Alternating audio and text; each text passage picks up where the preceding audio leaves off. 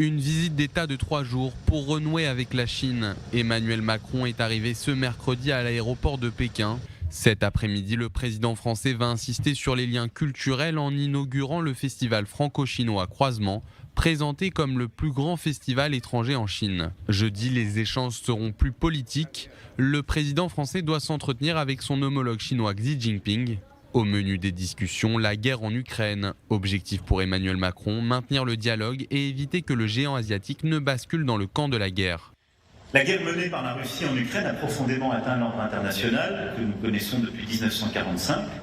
Et cette guerre, à plusieurs reprises j'ai qualifié d'impérialiste, de colonial, est venue en effet fouler aux pieds nombre des principes de la Charte des Nations Unies que deux membres permanents du Conseil de sécurité que nous sommes doivent résolument défendre. Alors, la Chine, précisément forte de sa relation étroite avec la Russie, encore réaffirmée ces derniers jours, peut jouer un rôle majeur. La rencontre entre les chefs d'État français et chinois intervient 2 semaines après celle entre Xi Jinping et Vladimir Poutine à Moscou. Les deux dirigeants avaient renouvelé leur alliance aux allures de front anti-occidental. Pour la présidence française, la Chine à elle seule peut faire basculer la situation pour le meilleur ou pour le pire. Plusieurs capitales occidentales, à commencer par Washington, redoutent en effet que la Chine finisse par fournir des armes à la Russie.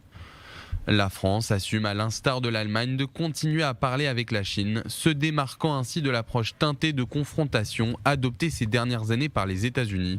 La France a également promis de soulever la question des droits humains, notamment dans la région du Xinjiang, en proie selon plusieurs observateurs à une vive répression contre les musulmans ouïghours. La visite du président Macron en Chine rime aussi avec signature de contrats.